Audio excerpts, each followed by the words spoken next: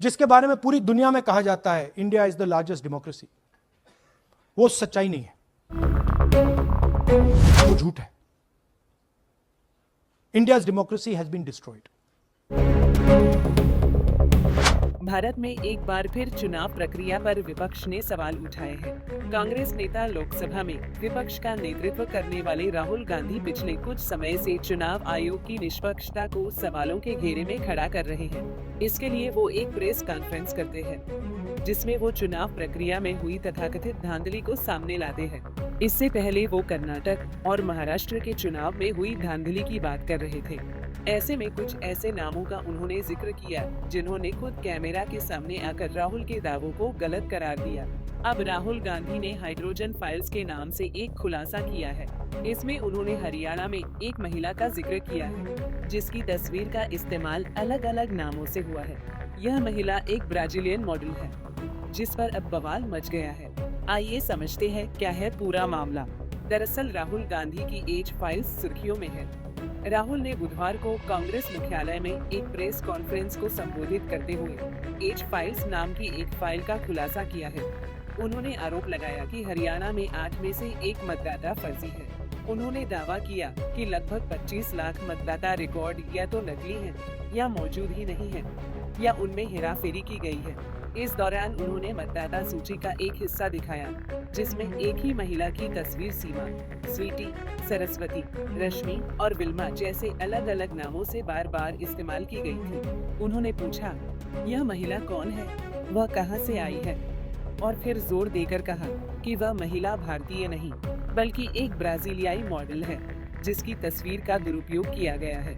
वही बता दें कि ब्राजीलियन महिला ने सोशल मीडिया पर अपने नाम के गलत इस्तेमाल को लेकर प्रतिक्रिया दी है, जिसमें उन्होंने कहा, दोस्तों, मैं आपको एक चुटकुला सुनाने जा रही हूँ। यह बहुत भयानक है। वे भारत में चुनावों के लिए मेरी एक पुरानी तस्वीर का उपयोग कर रहे हैं, मुझे भारतीय के रूप में दिखा रहे हैं। क्या गड़बड़ है? एक रिपोर्टर ने तो साक्षात्कार के लिए मेरे कार्यस्थल तक भी पहुँच बनाई। बता दें कि बीजेपी नेता केंद्रीय मंत्री किरेन रिजिजू ने इस पर प्रतिक्रिया देते हुए राहुल गांधी को घेरा है। केंद्रीय मंत्री किरेन रिजिजू ने कहा, राहुल गांधी सिर्फ भाजपा को ही नहीं बल्कि हमारे देश की व्यवस्था और उसकी संस्थाओं की विश्वसनीयता को भी निशाना बना रहे हैं। भारत और विदेशों में ऐसे कई लोग हैं, वे भारत की छवि को नुकसान पहुंचाने के लिए राहुल गांधी को मोहरे के रूप में इस्तेमाल कर रहे हैं। केंद्रीय मंत्री ने राहुल गांधी को विदेशी ताकतों का मोहरा बताया है, जो भारत के लिए खतरा है। दरअसल राहुल गांधी सिर्फ बीजेपी नहीं, हमारा देश का तंत्र है, जो क्रेडिबिलिटी ऑफ द इंस्टीट्यूशंस है, उसको टारगेट कर रहे हैं।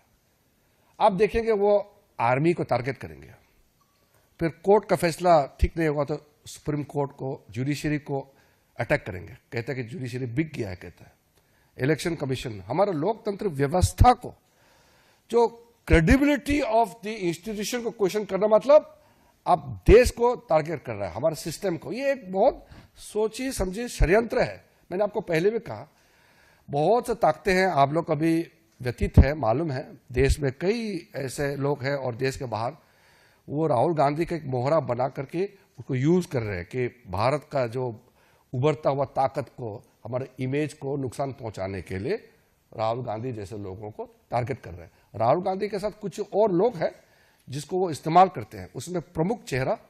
बता दें कि केंद्रीय मंत्री किरेन रिजिजू ने नेता विपक्ष को सलाह दी है कि इस तरह के मुद्दों पर राजनीति करने के इतर महत्वपूर्ण मुद्दों को उठाना चाहिए, जिससे जनता के जरूरी मुद्दों को जगह मिल सके। ऐसे में राजनीतिक जानकार मानते हैं कि बिहार चुनाव में वोटिंग से एक दिन पहले यह दाम चुनाव आयोग पर दबाव बनाने की मंशा से उठाया गया कदम हो सकता है।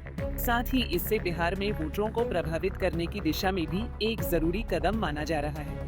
बहरहाल राहुल गांधी के इस दाम के बाद सवाल उठ रहा है कि अगर चुनावी प्रक्रिया में धांधली के इतने सबूत उनके पास है, तो वो कोर्ट का रुख क्यों नहीं करते हैं? जब तक इस पर कानूनी रूप से जांच नहीं होगी, यह कैसे साबित होगा कि इस तरह के कृत्यों के लिए कौन जिम्मेदार है? ऐसे में यह भी सच सामने आ जाएगा कि क्या सच में ऐसा घोटाला हुआ है कि विपक्ष की इसके पीछे कोई मंशा है। फिलहाल के लिए इस खबर में इतना ही। देश और दुनिया की बड़ी खबरों के लिए देखते रहिए पंजाब केसरी टीवी। हमसे जुड़े रहने के लिए हमारे YouTube चैनल को सब्सक्राइब करें और नई वीडियो की नोटिफिकेशन के लिए बेल आइकॉन को दबाएं।